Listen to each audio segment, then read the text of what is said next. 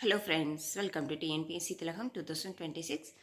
இன்றைக்கி நம்மளோட டே 2 என்னென்னு பார்த்தீங்கன்னா புணர்ச்சி விதிகளோட பேசிக் இலக்கணம் மட்டும் ஸ்கூல் புக்கில் இருக்கிறத ப்ளஸ் எக்ஸ்ட்ரா கொஞ்சம் இன்ஃபர்மேஷன் உங்களுக்கு நான் இந்த வீடியோவில் கொடுத்துடுவேன்.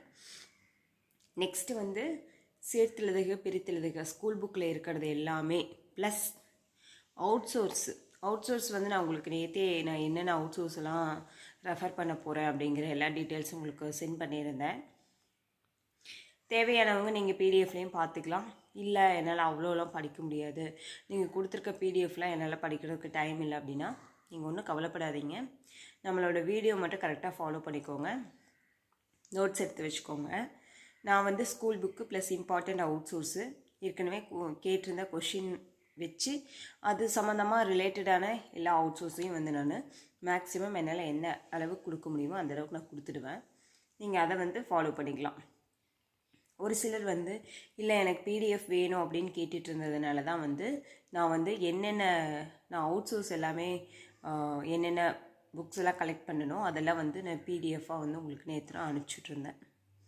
அதில் ஒரு 20 அவுட் சோர்ஸ் கலெக்ட் பண்ணியிருந்தேன். 20க்கும் நான் பிடிஎஃப் அனுப்பிச்சுட்ருக்கேன். இன்னும் ஒரு 4 ஹார்ட் காப்பி நான் கேட்டிருக்கேன். வந்ததுக்கப்புறம் உங்களுக்கு அதையும் அனுப்பிச்சுடுறேன். ஓகே ஃப்ரெண்ட்ஸ், இன்றைக்கி புணர்ச்சி விதிகளோட பேசிக் இலக்கணம் ஃபுல்லாக இன்றைக்கி பார்த்துருவீங்க. இது தெரிஞ்சால் மட்டும்தான் நீங்கள் பிரித்தெழுதுக சேர்த்தெழுதுக கண்டிப்பாக கரெக்டாக பண்ண முடியும்.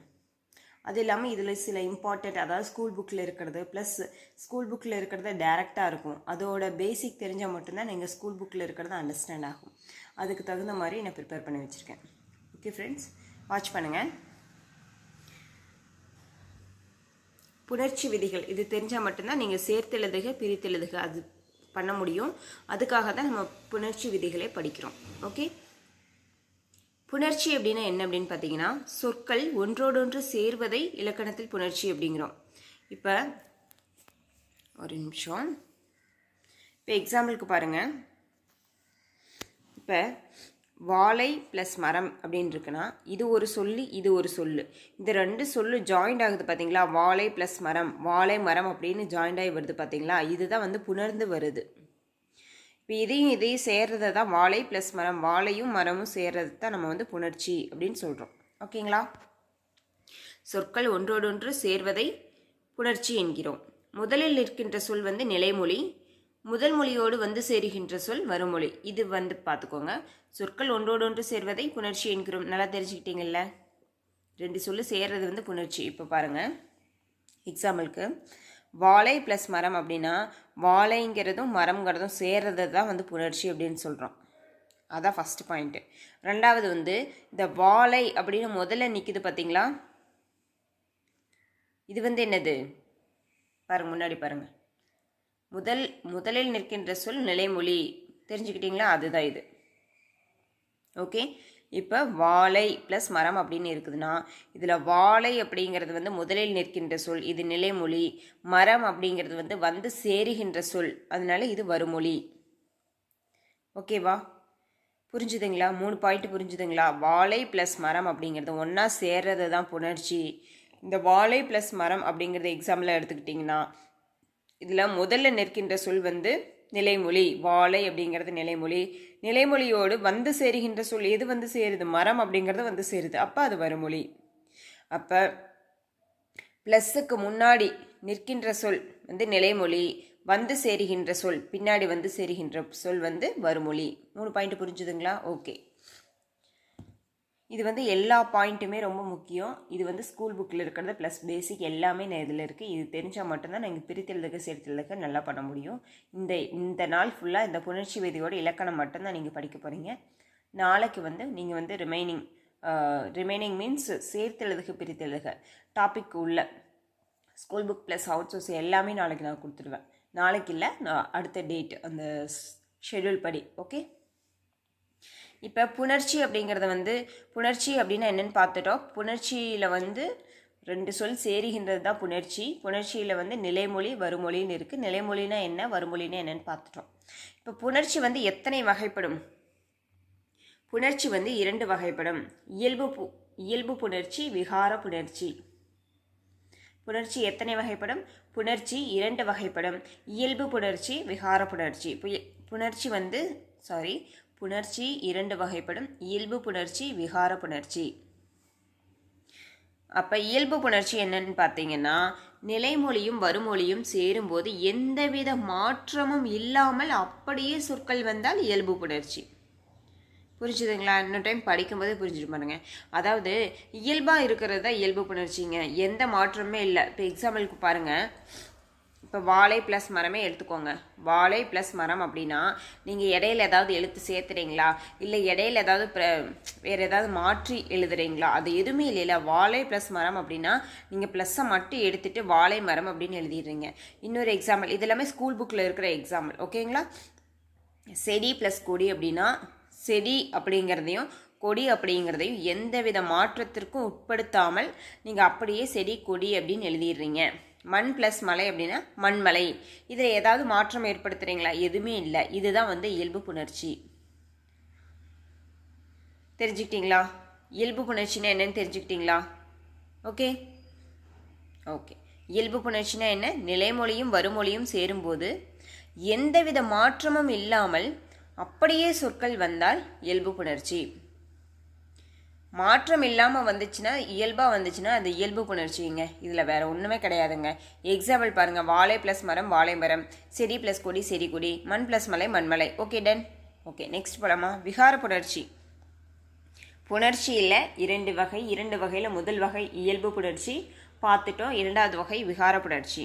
விகாரம் அப்படின்னாலே மாறுதல் அப்படிங்கிறது தான் மீனிங், ஓகேங்களா? விகாரம் அப்படின்னா மாறுதல், மாற்றம் அப்படிங்கிறதா பொருள். அது கண்டிப்பாக தெரிஞ்சுக்கணும். விகாரம் அப்படின்னா என்ன பொருள்?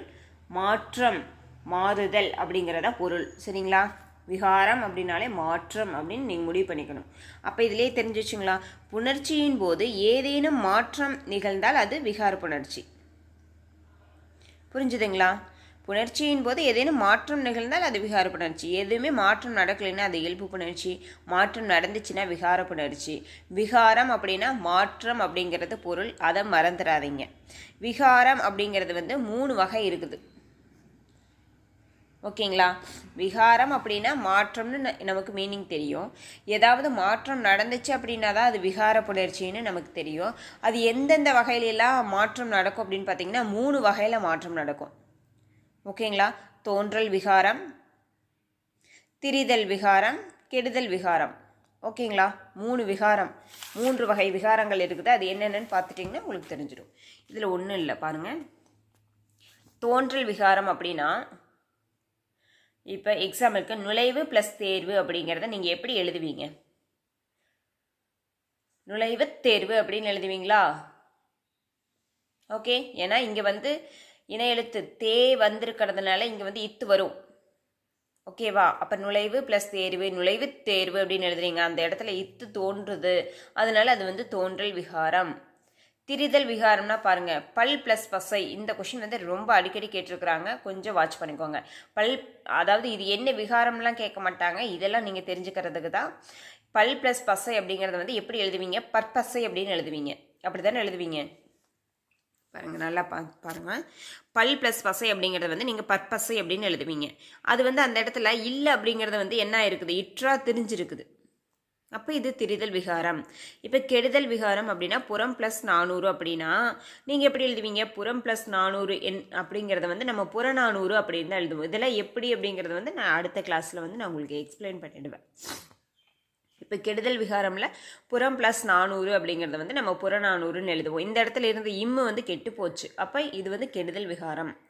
அப்போ நல்லா தெரிஞ்சுக்கோங்க, ஒரு ரீகால் பாருங்கள். புணர்ச்சி அப்படின்னா ஒன்றோடு சேர்வதை தான் புணர்ச்சின்னு சொல்கிறோம். புணர்ச்சியில் நிலைமொழி வருமொழி அப்படின்னு 2 இருக்குது. என்ன நிலைமொழினா என்ன, வருமொழினா என்னன்னு தெரிஞ்சுக்கிட்டீங்க. அடுத்தது புணர்ச்சியில் 2 வகை இருக்குது. இயல்பு புணர்ச்சி, விகார புணர்ச்சி. இயல்பு புணர்ச்சி அப்படின்னா இயல்பாக புணர்றது இயல்பு புணர்ச்சி. விகார புணர்ச்சி அப்படின்னா விகாரம் அப்படின்னாலே மாறுதல் அப்படின்னு அர்த்தம். மாற்றங்களுக்கு உட்பட்டுச்சுன்னா அது விகார புணர்ச்சி. அதில் விகார புணர்ச்சி 3 வகை. தோன்றல் விகாரம், திரிதல் விகாரம், கெடுதல் விகாரம்.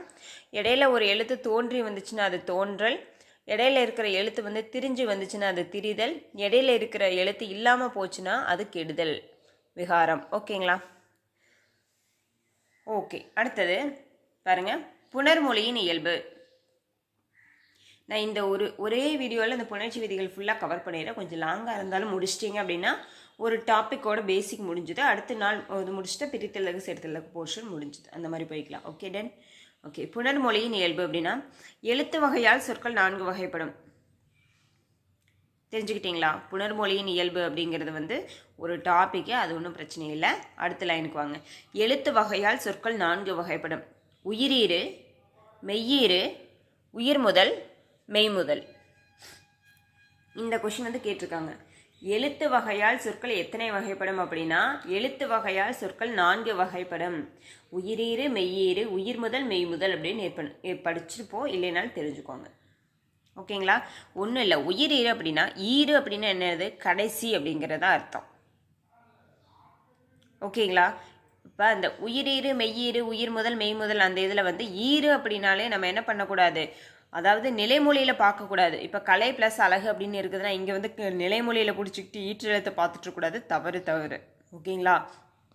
உயிர் ஈறு அப்படின்னாலும் ஈறு தான், ஈற்றெழுத்து தான். இப்போ கலை ப்ளஸ் அழகு அப்படிங்கிறதுனா மொத்தத்துக்கு ஈற்றெழுத்து எதுங்க? கு. ஓகேவா? எண்டு தான் பார்க்கணும். ஈற்றெழுத்துனால எண்டு தான், அதை ஞாபகம் வச்சுக்கோங்க. நீங்கள் போய் நிலைமொழியில் பார்த்துட்ருக்கூடாது. நீங்கள் வந்து அந்த வேர்டோட மொத்த எழுத்துலேயும் ஈற்றெழுத்து எதுவோ அதை தான் பார்க்கணும். அதுதான் வந்து ஈறு. இப்போ எக்ஸாம்பிளுக்கு பாருங்கள், கலை ப்ளஸ் அழகு அப்படின்னா கலை ப்ளஸ் அழகு அப்படிங்கிறதுல ஈற்றெழுத்து என்ன? கு. கூவை எப்படி பிரிப்பீங்க? இக்கு ப்ளஸ் ஊ. இக்கு ப்ளஸ் ஊன்னு பார்த்துட்டு இப்போ ஈற்றெழுத்து என்னன்னு பாருங்கள், ஊ. அப்போ இது என்னது? உயிரீறு. ஊன்னு இருக்கிறதுனால உயிரீரான்னு கேட்டிங்கன்னா அப்படி கிடையாது. ஊ வந்து என்னது? உயிரெழுத்து. உயிரெழுத்தை ஈற்றெழுத்தாக கொண்டதனால் அது வந்து உயிரீறு. தெரிஞ்சுக்கிட்டீங்களா? ஓகே, அடுத்தது வந்து மெய்யீறு. எக்ஸாம்பிள் பாருங்கள், இதெல்லாம் ஸ்கூல் புக்கில் இருக்கிறது. மண் ப்ளஸ் குடம். நான் என்ன சொல்லியிருக்கேன்? ஈறு அப்படின்னாலே ஈற்றெழுத்துக்கு போயிடணும் அப்படின்னு சொல்லியிருக்கேன். நீங்கள் பாட்டுக்கு நிலைமொழியில் போய் உட்காந்துட்ருக்கூடாது.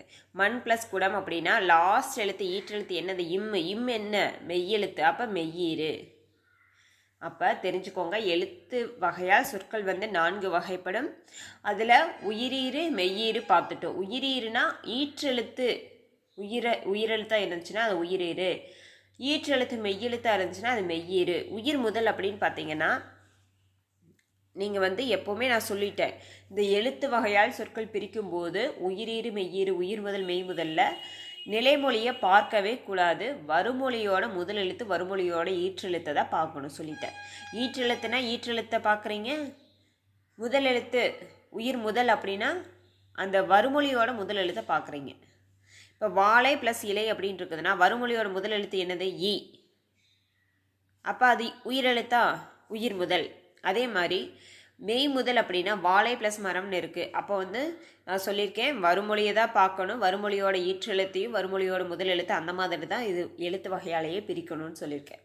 அப்போ வாழை ப்ளஸ் மரம் அப்படின்னு இருக்குதுன்னா வருமொழி என்னது? மரம். மரமில் மாவை வந்து எப்படி பிரிக்கலாம்? இம்மு ப்ளஸ் ஆணு பிரிக்கலாம். ஓகேவா? அப்போ இம் அப்படிங்கிறது என்னது? மெய்யெழுத்து. அப்போ முதல்ல வந்து இதுதான் இருக்குது, இம் ப்ளஸ் ஆ, ரா, இம் அப்படி தான் எழுதுவோம். அப்போ முதல்ல இருக்கிறது வந்து மெய்யெழுத்து. அப்போ மெய் முதல். இது தெரிஞ்சுக்கிட்டீங்களா? ரெண்டாவது டாப்பிக்கு எழுத்து வகையால் சொற்கள் 4 வகைப்படும். உயிரீறு, மெய்யீறு, உயிர் முதல், மெய் முதல். ஈற்றெழுத்து வந்து உயிரெழுத்தாக வந்தாலும் மெய்யெழுத்து வந்தாலும் அதுபடி போட்டுக்கணும். அதே மாதிரி உயிர் முதல், மெய் முதல் அப்படிங்கிறதுலையும் அந்த வருமொழி முதல் என்ன வருதோ அதை தான் பார்க்கணும். ஓகே டன், நெக்ஸ்ட் போகலாங்களா? ஓகே,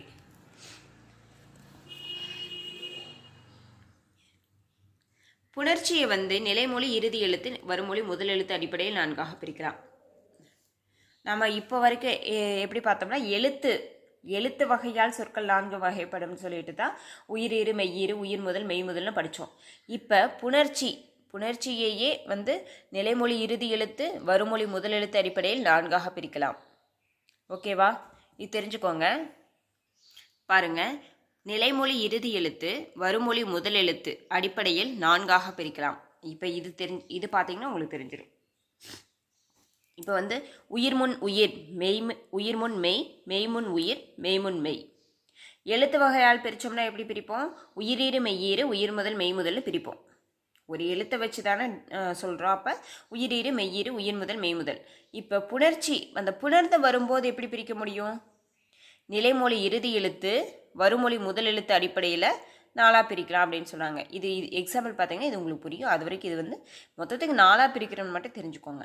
இப்போ உயிர்முன் உயிர், உயிர்முன் மெய், மெய்முன் உயிர், மெய்முன் மெய். இது ஒன்றும் இல்லை, பாருங்கள்.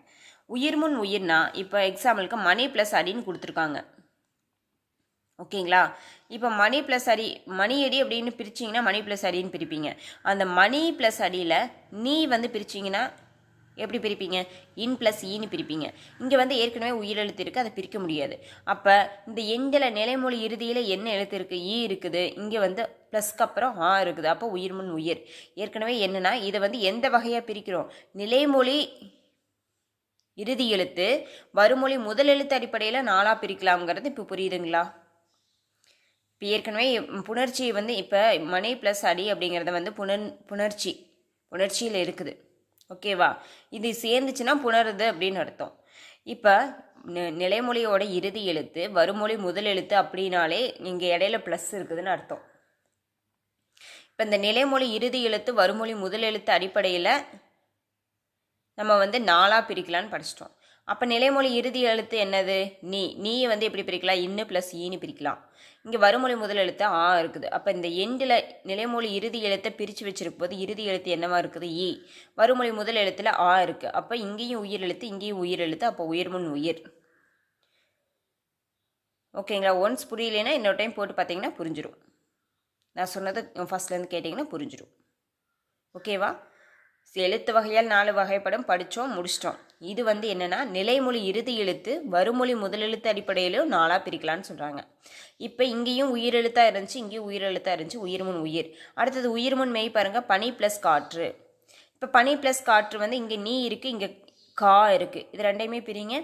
நீ வந்து நிலைமொழி இறுதி எழுத்து, வருமொழி முதல் எழுத்து அடிப்படையில் 4ஆக பிரிக்கலாம். அதில் 2வது பிரிப்பு எப்படின்னா உயிர்முன் மெய் அப்படின்னு பிரிக்கிறோம். அந்த நீயை வந்து பிரிங்க, இன் ப்ளஸ் ஈன்னு பிரிப்பீங்க. கா வந்து பிரிச்சிங்கன்னா இக்கு ப்ளஸ் ஆன்னு பிரிப்பீங்க. அப்போ நீயே இன் ப்ளஸ் ஈன்னு பிரிக்கும்போது நிலைமொழி இறுதி எழுத்து என்னவா இருக்குது? உயிர் எழுத்து. காவை வந்து எப்படி பிரிப்பீங்க? இக்கு ப்ளஸ் ஆ. அப்போ வருமொழி முதல் எழுத்து என்னவா இருக்குது? இக்கு. அப்போ உயிர்முன் மெய். புரிஞ்சுதுங்களா? அதாவது நிலைமொழி இறுதி எழுத்து, வருமொழி முதல் எழுத்து அடிப்படையில் பிரிக்கும்போது இங்கே மணி ப்ளஸ் அடியை பிரிக்கும்போது உயிர்முன் உயிர் வந்துச்சு. அதே மாதிரி பனி ப்ளஸ் காற்று அப்படின்னு பிரிக்கும்போது இங்கே வந்து இன் ப்ளஸ் இ, இக்கு ப்ளஸ் ஆன்னு வர்றதுனால இங்கே உயிர்முன் மெய் அப்படி வந்துச்சு. அடுத்தது என்னது? மெய்முன் மெய். இப்போ மரம் ப்ளஸ் கிளை எக்ஸாம்பிளுக்கு. அப்போ இம்மை வந்து பிரிக்க முடியாது, அப்படியே போட்டுக்கிறீங்க. கிளையை வந்து இக்கு ப்ளஸ் ஈன்னு பிரிப்பீங்க. அப்போ இங்கேயும் மெய், இங்கேயும் மெய். அப்போ மெய்முன் மெய். அதே மாதிரி மெய்முன் உயிர். இது வந்து கேட்டிருக்காங்க ஆல்ரெடி. எப்படி கேட்டிருப்பாங்கன்னா உயிர்முன் உயிர், உயிர்முன் மெய், மெய்முன் மெய், மெய்முன் உயிர் அப்படின்னு கொடுத்துட்டு இந்த பக்கம் வந்து பொறுத்துகள்லாம் கேட்டிருக்காங்க. இதில் எதுன்னு சொல்லிட்டு நீங்கள் இப்படி தான் பிரித்து பழகிக்கணும். இப்போ ஆல் ப்ளஸ் இலைன்னு கொடுத்துருக்காங்கன்னா இங்கேயும் மெய் எழுத்து இல்லை இருக்குது, இங்கே வந்து உயிர் எழுத்து பிரிக்க முடியாது. இது ரெண்டையுமே பிரிக்க முடியாது. அப்போ மெய்முன் உயிர் அப்படின்னு எழுதிக்கிறீங்க. Okay okay தெரிஞ்சுக்கிட்டிங்களா? இப்போது புணர்ச்சியை வந்து நிலைமொழி இறுதி எழுத்து, வருமொழி முதல் எழுத்தில் எப்படி பிரிப்போம்? இப்போ நிலைமொழி இறுதி எழுத்து, வருமொழி முதல் எழுத்து அடிப்படையில் பார்த்தீங்கன்னா 4ஆக பிரிப்போம். நிலைமொழி இறுதி எழுத்து உயிரெழுத்தாக இருந்து வருமொழி முதல் எழுத்தில் உயிரெழுத்தாக வந்துச்சுன்னா உயிர்முன் உயிர். இப்போ எக்ஸாம்பிளுக்கு பனி ப்ளஸ் காற்று பாருங்கள்.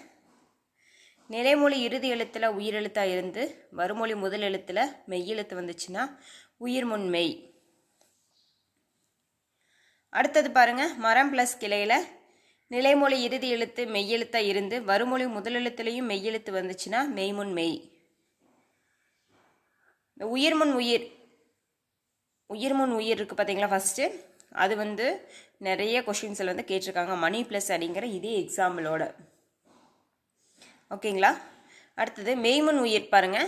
ஆல் ப்ளஸ் இலை பார்த்தீங்கன்னா இறுதியில் மெய் எழுத்து இருக்குது, வருமொழி முதல் எழுத்து வந்து உயிர் எழுத்தாக இருக்குது. அப்போ மெய்முன் உயிர்.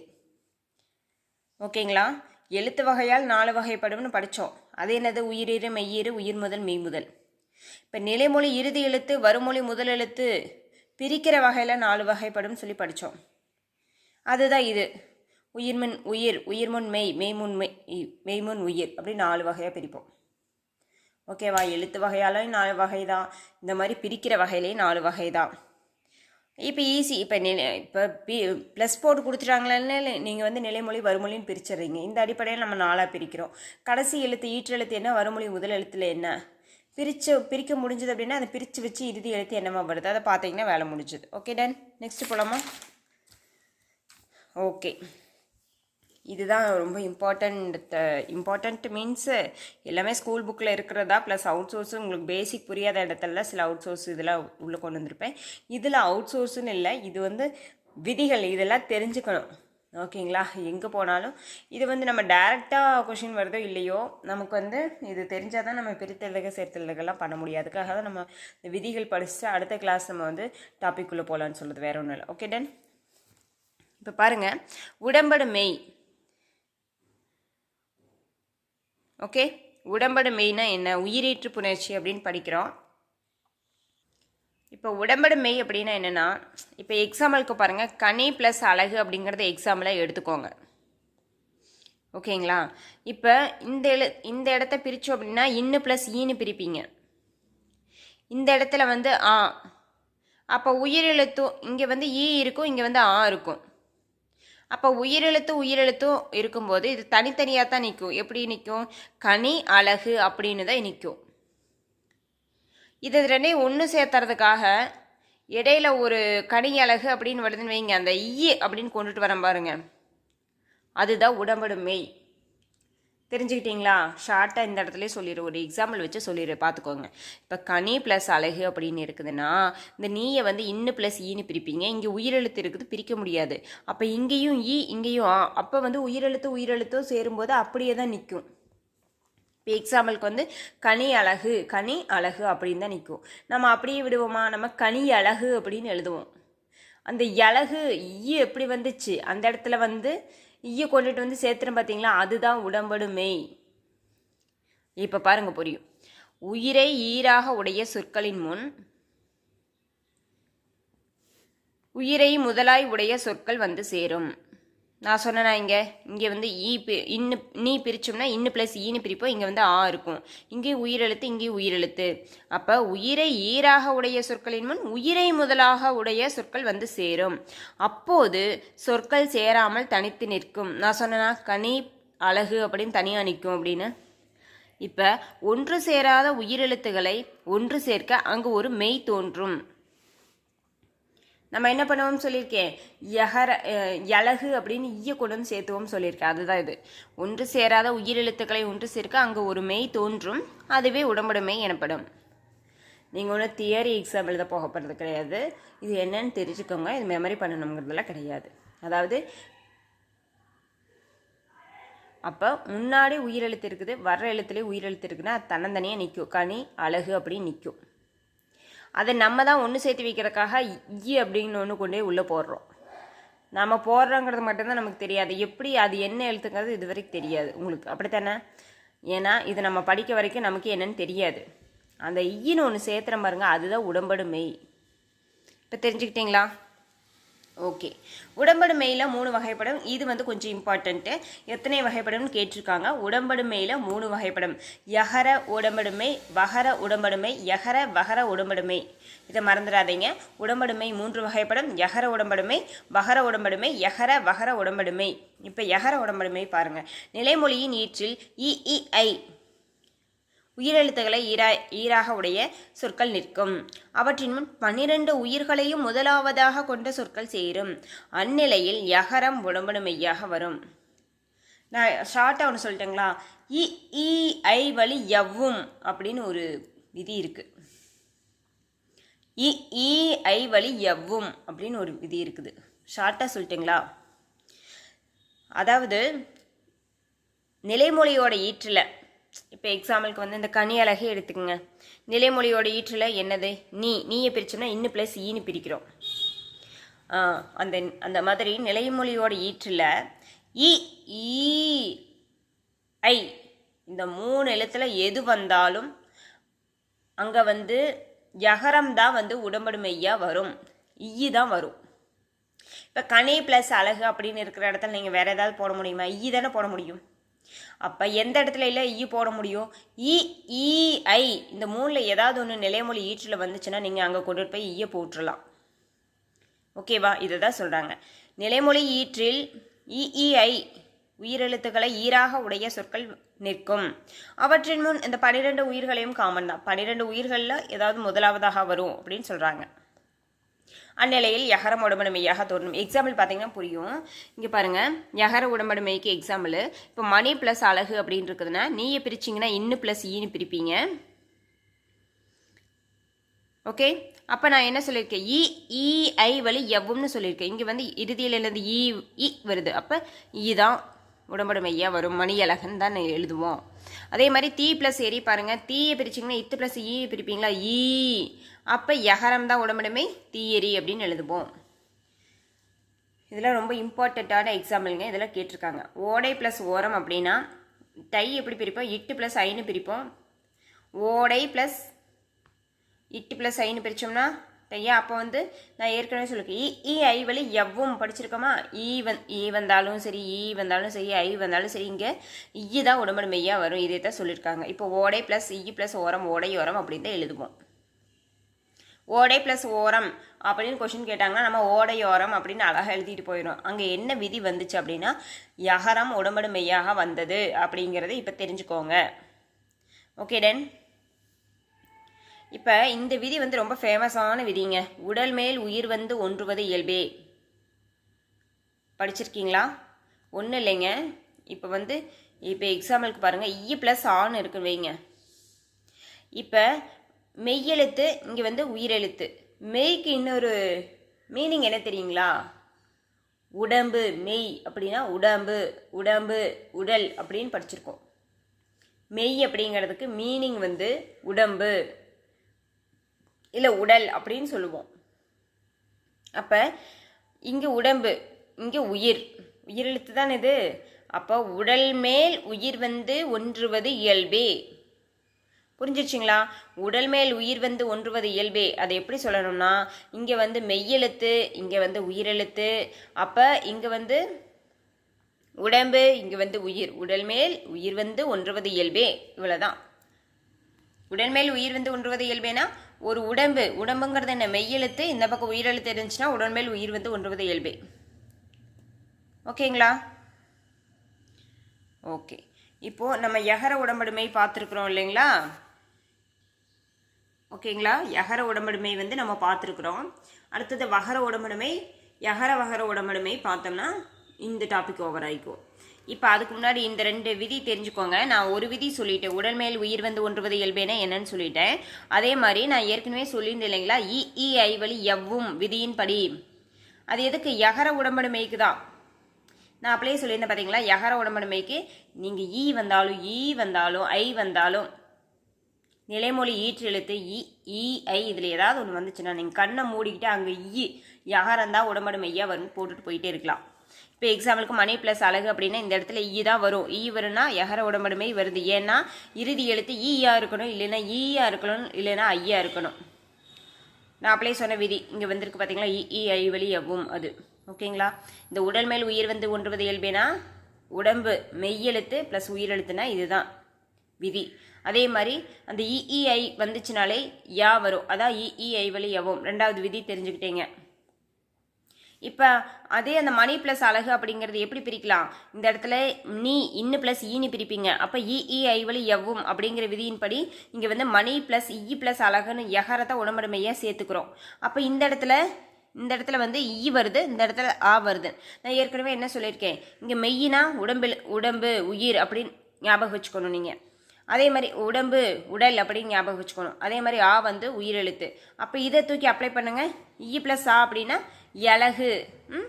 அப்போ உடல் இங்கே வந்து உடல், இது வந்து உயிர். அப்போ இ ப்ளஸ் ஆ யான்னு மாறுது. அப்போ உடல் மேல் உயிர் வந்து ஒன்றுவது இயல்பே. இந்த புணர்ச்சி விதியை நீங்கள் பிரித்து கொடுங்கன்னு சொல்லி கேட்க மாட்டாங்க. ஆனால் இது நீங்கள் தெரிஞ்சுக்கணும். மணி ப்ளஸ் அலகு அப்படின்னு கொடுத்துட்டாங்கன்னா இங்கே வந்து இஐ இதில் ஏதாவது ஒன்று வந்தாலே வந்து தான் உடம்பட மெய்யா வரும். அந்த மணி ப்ளஸ் ப்ளஸ் அலகுன்னு எழுதிட்டு நம்ம போக முடியாது. இது எப்படி ஜாயிண்ட் ஆகுதுன்னு பார்த்துக்கோங்க. ப்ளஸ் நம்ம வந்து மணி அலகு அப்படின்னு ஈஸியாக எழுதுகிறோம். இங்கே என்ன விதி அப்ளை ஆச்சு அப்படின்னு பார்த்தீங்கன்னா இங்கே வந்து உடம்பு, இங்கே வந்து உயிர். உடல் மேல் உயிர் வந்து ஒன்றுவது இயல்பே. விதியின்படி மணி அலகு என்றானது. தெரிஞ்சுக்கிட்டீங்களா? இந்த 3 விதி தாங்க ரொம்ப இம்பார்ட்டன்ட். உடல் மேல் உயிர் வந்து ஒன்றுவது இயல்பே அப்படின்னு சொல்லிட்டு இந்த ப்ளஸ் ஆன யகர நீங்கள் ஒன்று மட்டும் ஞாபகம் வச்சுக்கோங்க. ஈனா மெய்யெழுத்து அப்படின்னா மெயினாக உடம்புன்னு ஞாபகம் வச்சுக்கோங்க. நீங்கள் மறக்கவே மாட்டேங்க. ப்ளஸ் அலகு அப்படின்னா ப்ளஸ் ஆன யா. அப்போ வந்து இது உடல் மேல் உயிர் வந்து ஒன்றுவது இயல்பே விதியின்படி. மணி ப்ளஸ் ப்ளஸ் அலகு மணி அலகு அப்படின்னு எழுதுகிறோம். இந்த ப்ளஸ் யாவா எப்படி மாறுது அப்படின்னா உடல் மேல் உயிர் வந்து ஒன்றுவது விதியின்படி. இந்த இடத்துல மணி ப்ளஸ் அலகுன்னு இருக்கிற இடத்துல வந்து உள்ள எப்படி சேருதுன்னா ஐ வழி எவ்வும் விதியின்படி வந்து சேருது. ப்ளஸ் யான்னு எப்படி மாறுதுன்னா உடல் மேல் உயிர் வந்து ஒன்றுவது இயல்பே விதியின்படி. இது மட்டும் ஞாபகம் வச்சுக்கோங்க. இதெல்லாம் வந்து விதிகள் படிக்கும்போது இந்த விதிகளை எல்லாம் தெரிஞ்சுக்கணும் கண்டிப்பாக. அதுக்காக தான். ஓகேங்களா? இதெல்லாம் தெரிஞ்சுக்கிட்டோம்னா நமக்கு சப்போஸ் நம்ம படிக்காததுலேருந்து ஒன்று வந்தால் கூட நம்மளால கெஸ் பண்ணி ஆன்சர் பண்ண முடியும். வேற ஒன்றும் இல்லை. அடுத்தது பாருங்க ஃப்ரெண்ட்ஸ், வகர உடம்படுமை. வகர உடம்படுமை பொறுத்த வரைக்கும் நீங்கள் நிலைமொழியின் ஈற்றில் ஐ வழி எவ்வும்னு நம்ம படிச்சிருக்கோம். ஆனால் வகர உடம்படுமை என்னது?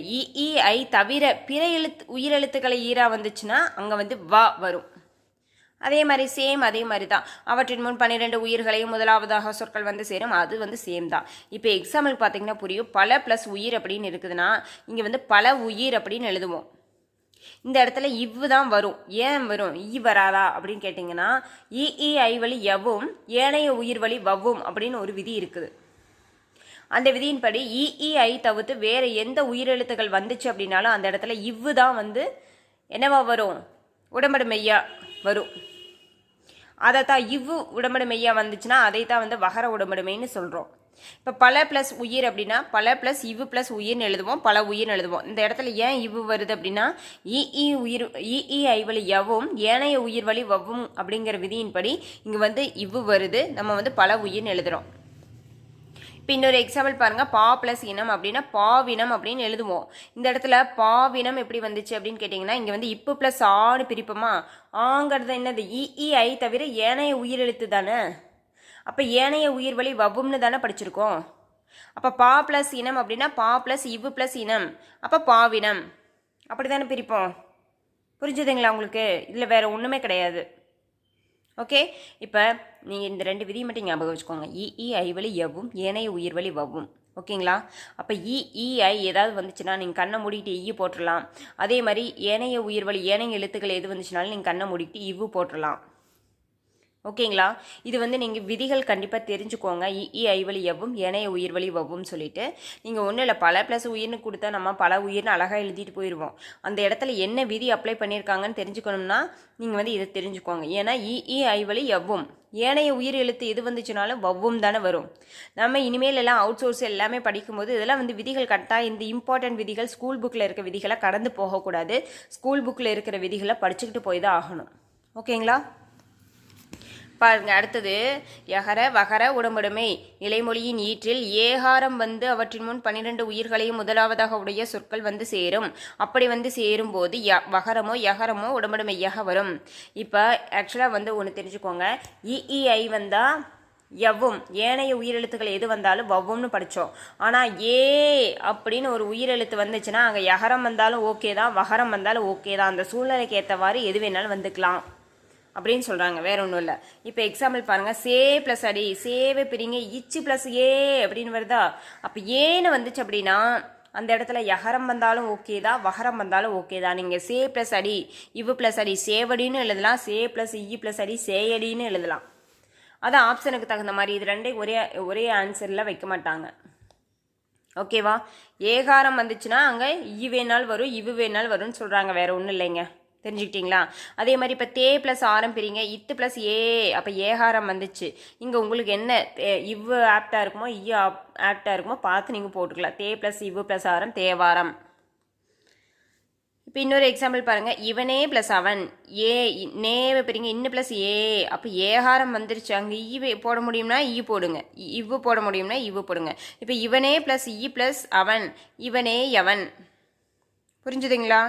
இப்போ 3 பார்த்துருக்கோம். யகர உடம்படுமை, வகர உடம்படுமை, யகர வகர உடம்படுமை. நிலைமொழியோட ஈற்றெழுத்து பிரித்து பார்க்குறீங்க. அதில் ஐ இந்த 3ல் ஏதாவது ஒன்று முடிஞ்சதுன்னா நீங்கள் அங்கே யகரம் உடம்படுமை தான் போடணும். அதே மாதிரி அந்த ஐ தவிர வேறு உயிரெழுத்துக்கள் வந்துச்சுன்னா நீங்கள் வகர உடம்படுமை தான் போடணும். அதில் ஏ அப்படின்னு முடிஞ்சுது. இப்போ எக்ஸாம்பிளுக்கு சேவடியில் இச்சு ப்ளஸ் ஏ அப்படின்னு முடியும். ஏகாரம் வந்துச்சு அப்படின்னா, ஏன்னு முடிஞ்சுது, ஏகாரம் வந்துச்சுன்னா நீங்கள் யகரம் போட்டாலும் ஓகே தான், வகரம் போட்டாலும் ஓகே தான். அந்த சூழ்நிலைக்கு தகுந்த மாதிரி நீங்கள் போட்டுக்கலாம். Okay, done. ஓகே, அடுத்தது இது உங்களுக்கு அடுத்த கிளாஸில் நான் சொல்கிறேன். நீங்கள் புணர்ச்சி விதிகள் இது மட்டும் தெரிஞ்சுக்கோங்க. இந்த குற்றியலுகரம் இந்த புணர்ச்சி நான் பிரித்தெழுதுக சேர்த்தெழுதுக அது சொல்லும்போது நான் உங்களுக்கு சொல்லிடுறேன். ஏன்னா இது எல்லாத்தையும் ஒரே டைமில் படித்தோம்னா உங்களுக்கு ஒத்து வராது. இது ஒரு 10 minutes வீடியோ தான் இருக்கும். இந்த குற்றியலுகர புணர்ச்சி மட்டும் நான் தனியாக ஒரு கிளாஸில் கொடுத்துட்றேன். புணர்ச்சியில் இது பேசிக்கு ஸ்கூல் புக்கில் இருக்கிறது எல்லாமே இது கொடுத்தாச்சு. இதுவும் ஸ்கூல் புக்கில் இருக்கிறதா. இது சேம் இதுலேயே நான் கொடுக்கல. புணர்ச்சி விதிகள் பார்ட் 2ன்னு போட்டு இன்னொரு வீடியோவில் இன்றைக்கி ஒரு 11 o'clock நான் இந்த வீடியோ கொடுத்துருவேன். இந்த புணர்ச்சி குற்றியலுகர புணர்ச்சியும் இன்றைக்கே கொடுத்துருவேன். சேம் ஒரே டைமில் எல்லாத்தையும் ஒரே வீடியோவில் பார்த்தீங்கன்னா உங்களுக்கு கொஞ்சம் கன்ஃபியூஸ் ஆகும். இதை நான் பார்ட் 2வாக கொடுத்துறேன். இது ஒரு 10 minutes வீடியோ தான் இருக்கும். ஒரு 3 பேஜ் தான் இருக்குது. நான் கொடுத்துறேன். ஓகே ஃப்ரெண்ட்ஸ், இதை வாட்ச் பண்ணிக்கோங்க. 1 or twice ஒன்ஸ் நீங்கள் நோட்ஸ் எடுத்துக்கிட்டிங்கன்னா தான் இலக்கணம் பொறுத்த வரைக்கும் பெட்டராக இருக்கும். தயவு செஞ்சு எல்லோரும் நோட்ஸ் எடுத்துக்கோங்க. முடிஞ்ச வரைக்கும் நோட்ஸ் எடுங்க. இலக்கணம் பொறுத்த வரைக்கும் நோட்ஸ் எடுத்திங்கன்னா தான் உங்களுக்கு நல்லா புரியும். ஓகேவா ஃப்ரெண்ட்ஸ்? இந்த குற்றியலுகர புணர்ச்சி அடுத்த பார்ட் 2ல் வரும். வாட்ச் பண்ணிக்கோங்க. தேங்க்யூ. இதோட முடிஞ்சுது. Okay friends, thank you.